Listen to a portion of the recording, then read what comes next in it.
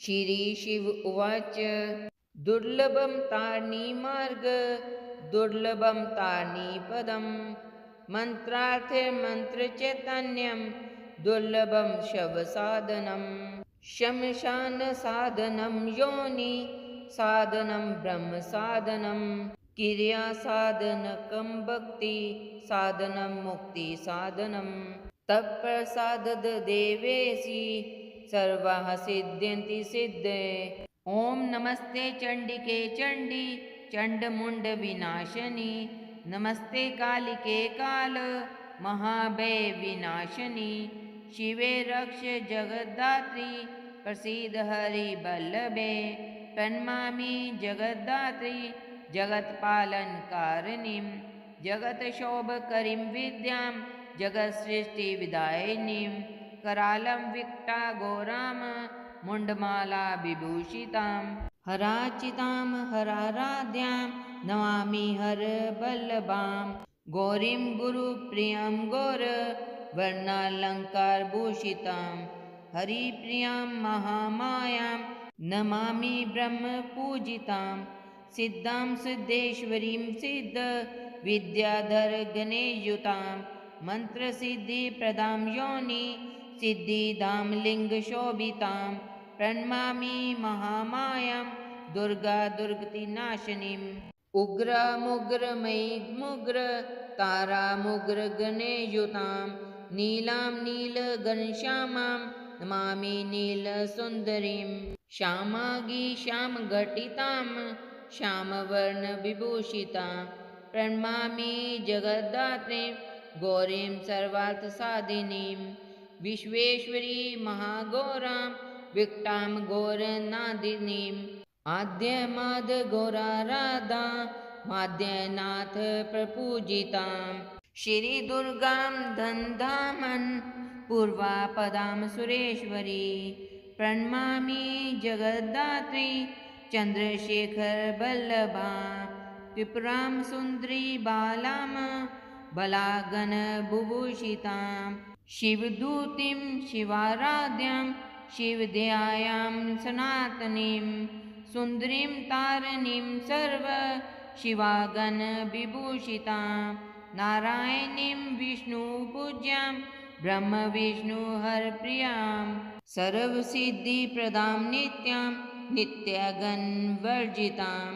सगुणां निर्गुणां ध्येयां चिन्तां सर्वसिद्धिदां विद्यां सिद्धिप्रदां विद्यां महाविद्यां महेश्वरीं महेशभक्तां महेशीं महाकालप्रपूजितां प्रणमामि जगद्धात्रीं शुम्भासुरविमर्दिनीं रक्तप्रियां रक्तवर्णां रक्तबीजविमर्दिनीं भैरवीं भुवां देवीं लोहजीवां सुरेश्वरीं चतुर्भुजां दशभुजां अष्टदशाभुजां शुभां त्रिपुरेशीं विश्वनाथ प्रियां विश्वेश्वरीं शिवां अट्टहासं अट्टहास प्रियां दुर्मविनाशिनीं कमलां बालां च मातङ्गी सुरसुन्दरीं षोडशीं विद्यां भीमां धूम्रां च बगलामुखीं सर्वसिद्धिप्रदां सर्वविद्यामन्त्रविशोधिनीं प्रणमामि जगत्तारां साराञ्च मन्त्रसिद्धे इत्येवञ्च वरारोहे स्तोत्रं सिद्धिं करं प्रियं पठित्वा मोक्षमाप्नोति सत्यं वे गिरिनन्दिनी कुञ्जवारे चतुर्दश्यां मायां जीववासरे शुक्रे निशि गते स्तोत्रं पठित्वा मोक्षमाप्नुयात् त्रिपेक्षमन्त्रसिद्धिः स्यात् स्तोत्रपाठादिशङ्करे चतुर्दश्यां निशाभागे निशिभौमाष्टमी दिने निशामुखे पठे स्तोत्रं मन्त्रसिद्धिमवाप्नुयात् केवलं स्तोत्रपाठादि तन्त्रसिद्धिरनुत्तमा जागृति सन्ततं चण्डी सत्वं पाठादिभुजङ्गिनी श्री मुंडमाला तंत्रे एकादश पटले महाविद्या स्तोत्रम। जय माता दी, जय माता दी। निशुंभ शुंभ मर्दनि प्रचंड मुंड खंडनि भनेरने प्रकाशनि भजामि विंध्यवासिनीं। त्रिशूल रत्न धारनि धराविदात हारनि गृहे गृहे निवासनि भजामि विंध्यवासिनीं। दरिद्र दुख हारनि सदा विभूतिकारिणि वियोग शोक हारनि भजामि विंध्यवासिनीं। लसत् सुलोल लोचना लतां सदा वरप्रदा कपालशूलधारिणि भजामि विंध्यवासिनीं। करे मुदा गदाधरा शिवां शिवप्रदायिनि वरावराननाम शुभां भजामि विंध्यवासिनीं। ऋषेन्द्रजामिना प्रदा त्रिदास्यरूपधारिणि जले थले निवासिनि भजामि विंध्यवासिनीं। विशिष्टसृष्टिकारिणि विशालरूपधारिणि महोदरां विशालिनि भजामि विंध्यवासिनीं। पुरन्दरादिसेविता मुरादिवंशखण्डिनि विशुद्धबुद्धिकारिणि भजामि विंध्यवासिनीं। पार्वती पंचक स्तोत्रम। श्री गणेशाय नमः। धराधरेन्द्र नंदनि शशांकमौलिसंगनि सुरेश शक्तिवर्धनि नितांत कांत कामनि निशाचरेन्द्रमर्दनि त्रिशूलशूलधारनि मनोव्यथा विदारनि शिवं तनोतु पार्वती। भुजङ्गतल्पश्यामनि महोग्रकान्तिभागनि प्रकाशपुञ्जदायिनि विचित्रचित्रकारिणि प्रचण्डशत्रुघर्षनि दयाप्रवाहवर्षनि सदा सौभाग्यदायिनि शिवं तनोतु पार्वती। प्रकृष्टसृष्टिकारिका प्रचण्डनृत्यनर्तिका पिनाकपाणिधारिका गिरीशशृङ्गमालिका समस्तभक्तपालिका पीयूषपूर्णवर्षिका कुभाग्यरेखमर्जिका शिवं तनोतु पार्वती। तपश्चरी कुमारिका जगत्परा प्रहेलिका विशुद्धभावसाधिका सुधासरित्प्रवाहिका प्रत्यन्यपक्षपोषिका सदादिभावतोषिका शनिग्रहादितर्जिका शिवं तनोतु पार्वती। शुभं करी शिवं करी विभाकरी निशाचरी नभश्चरी धराचरी समसृष्टिसञ्चरी। तमोहरि मनोहरि मृगाङ्कमौलिसुन्दरि सदाग्रता सञ्चरि शिवं तनोतु पार्वती। पार्वती पंचकं नित्यं दीयते या कुमारिका दुष्कृतं निखिलं हत्वा वरं प्राप्नोति सुन्दरम्। हे गौरी शंकर अर्धांगी यथा त्वं शंकर प्रिया तथा मां कुरु कल्याणी कांतकांतं सुदुर्लभाम्। इति श्री पार्वती पंचक स्तोत्रम संपूर्णम्।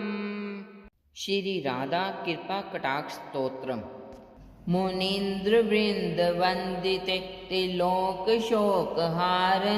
प्रसन्नवक्रपङ्कजे निकुञ्जभूविलासनि वजेन्द्रभानुनन्दनि वजेन्द्रसूनुसङ्गते कदा करिष्यसि मां कृपाकटाक्षभाजनम्। अशोकवृक्षवल्लरि वितानमण्डपस्थिते प्रभाजवालपल्लव प्रभारुणादिकोमले भराभये सपुत्करे प्रभुत्सम्पदायले कदा करिष्यसि मां कृपाकटाक्षभाजनम् अनङ्गरङ्गमङ्गलप्रसङ्गभङ्गुरब्रुवा सुविभ्रम समभ्रम दिगन्तवानपातने निरन्तरं वशीकृत पतितनन्दनन्दने कदा करिष्यसि मां कृपाकटाक्षभाजनम् तडित स्वर्णचम्पक प्रदीपगौरविग्रहे मुखप्रभापरासकोटिशारदेन्दुमण्डले विचित्रचेत सञ्चर चकोरशावलोचने कदा करिष्यसि मां कृपाकटाक्षभाजनम् मदोन्मदादियौवने प्रमोदमानमण्डिते प्रियानुरागरञ्जिते कलाविलासपण्डिते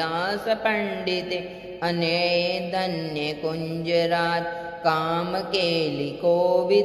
कदा करिष्यसि मां कृपाकटाक्षभाजनम्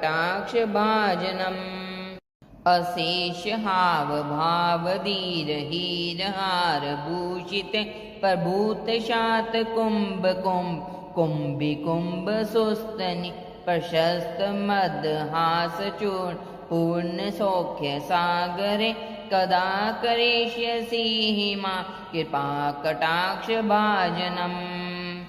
मृणालबालवल्लरी तरङ्गरङ्गदोलते लतागलास्यलोलनीललोचनाबलोकने ललल्लुलमिलन्मनोज्ञमुग्धमोहनाशिते कदा करिष्यसि मां कृपाकटाक्षभाजनम् सुवर्णमालिकाञ्चिते तिरेखकम्बुकण्ठगे त्रिसूत्रमङ्गलीगुणतिरत्नदीप्तिदीतिते सलोलनीलकुन्तले प्रसूनगुच्छगुफिते कदा करिष्यसि मां कृपाकटाक्षभाजनम् नितम्बबिम्बलम्बमानपुष्पमेखलागुण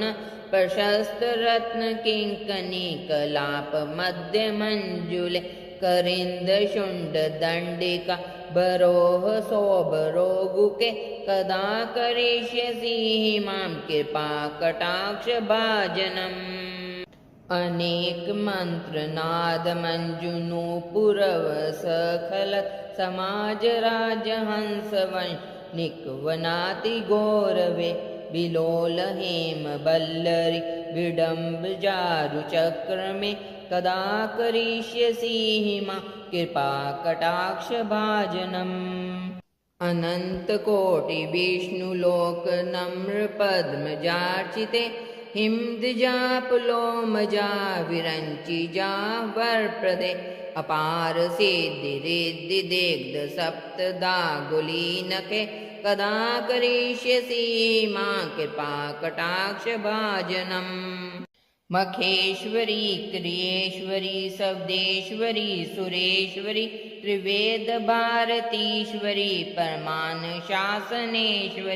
रमेश्वरी शमेश्वरी प्रमोदकाननेश्वरी ब्रजेश्वरी ब्रजाधिपे क्षीरादिके नमस्तुते इतीदमद्भुतं सतं निशम्य भानुनन्दनि करोतु सन्ततं जनं कृपाकटाक्षभाजनं भवेत् दैवसञ्चिततिरूपकर्मनाशनं लभेत तादृजेन्द्रसूनुमण्डलप्रवेशनम् महालक्ष्मी नमस्तुभ्यं नमस्तुभ्यं सुरेश्वरी हरिप्रिय नमस्तुभ्यं नमस्तुभ्यं दयानिधे पद्मालय नमस्तुभ्यं नमस्तुभ्यं च सर्वदे सर्वभूतहितार्थे वसुसृष्टि सदाकुरम् महालक्ष्मी नमस्तुभ्यं नमस्तुभ्यं सुरेश्वरी हरिप्रिय नमस्तुभ्यं नमस्तुभ्यं दयानिधे पद्मालय नमस्तुभ्यं नमस्तुभ्यं च सर्वदे सर्वभूतहितार्थे वसुसृष्टि सदाकुरम् महालक्ष्मी नमस्तुभ्यं नमस्तुभ्यं सुरेश्वरी हरिप्रिय नमस्तुभ्यं नमस्तुभ्यं दयानिधे पद्मालय नमस्तुभ्यं नमस्तुभ्यं च सर्वदे सर्वभूतहितार्थे वसुसृष्टि सदाकुरं महालक्ष्मी नमस्तुभ्यं नमस्तुभ्यं सुरेश्वरी हरिप्रिय नमस्तुभ्यं नमस्तुभ्यं दयानिधे पद्मालय नमस्तुभ्यं नमस्तुभ्यं च सर्वदे सर्वभूतहितार्थे वसुसृष्टि सदाकुरं महालक्ष्मी नमस्तुभ्यं नमस्तुभ्यं सुरेश्वरी हरिप्रिय नमस्तुभ्यं नमस्तुभ्यं दयानिधे पद्मालय नमस्तुभ्यं नमस्तुभ्यं च सर्वदे सर्वभूतहितार्थे वसुसृष्टि सदाकुरं महालक्ष्मी नमस्तुभ्यं नमस्तुभ्यं सुरेश्वरी हरिप्रिय नमस्तुभ्यं नमस्तुभ्यं दयानिधे पद्मालय नमस्तुभ्यं नमस्तुभ्यं च सर्वदे सर्वभूतहितार्थे वसुसृष्टि सदाकुरं महालक्ष्मी नमस्तुभ्यं नमस्तुभ्यं सुरेश्वरी हरिप्रिय नमस्तुभ्यं नमस्तुभ्यं दयानिधे पद्मालय नमस्तुभ्यं नमस्तुभ्यं च सर्वदे सर्वभूतहितार्थे वसुसृष्टि सदाकुरं महालक्ष्मी नमस्तुभ्यं नमस्तुभ्यं सुरेश्वरी हरिप्रिय नमस्तुभ्यं नमस्तुभ्यं दयानिधे पद्मालय नमस्तुभ्यं नमस्तुभ्यं च सर्वदे सर्वभूतहितार्थे वसुसृष्टि सदाकुरं महालक्ष्मी नमस्तुभ्यं नमस्तुभ्यं सुरेश्वरी हरिप्रिय नमस्तुभ्यं नमस्तुभ्यं दयानिधे पद्मालय नमस्तुभ्यं नमस्तुभ्यं च सर्वदे सर्वभूतहितार्थे वसुसृष्टि सदाकुरं महालक्ष्मी नमस्तुभ्यं नमस्तुभ्यं सुरेश्वरी हरिप्रिय नमस्तुभ्यं नमस्तुभ्यं दयानिधे पद्मालय नमस्तुभ्यं नमस्तुभ्यं च सर्वदे सर्वभूतहितार्थे वसुसृष्टि सदाकुरं महालक्ष्मी नमस्तुभ्यं नमस्तुभ्यं सुरेश्वरी हरिप्रिय नमस्तुभ्यं नमस्तुभ्यं दयानिधे पद्मालय नमस्तुभ्यं नमस्तुभ्यं च सर्वदे सर्वभूतहितार्थे वसुसृष्टि सदाकुरं महालक्ष्मी नमस्तुभ्यं नमस्तुभ्यं सुरेश्वरी हरिप्रिय नमस्तुभ्यं नमस्तुभ्यं दयानिधे पद्मालय नमस्तुभ्यं नमस्तुभ्यं च सर्वदे सर्वभूतहितार्थे वसुसृष्टि सदाकुरं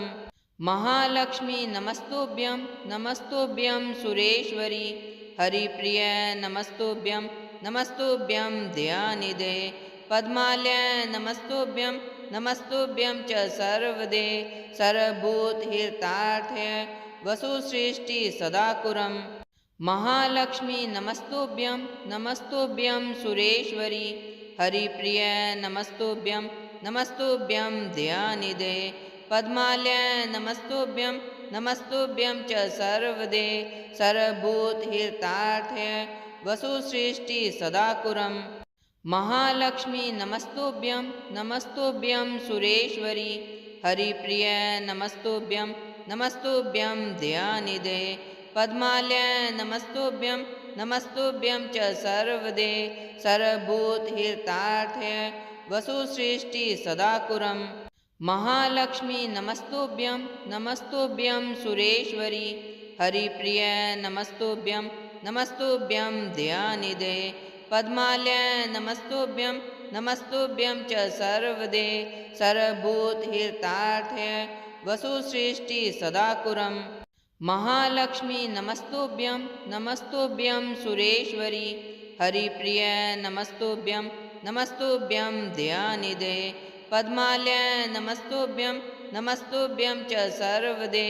सर्वभूतहितार्थे वसुसृष्टि सदाकुरं महालक्ष्मी नमस्तुभ्यं नमस्तुभ्यं सुरेश्वरी हरिप्रिय नमस्तुभ्यं नमस्तुभ्यं दयानिधे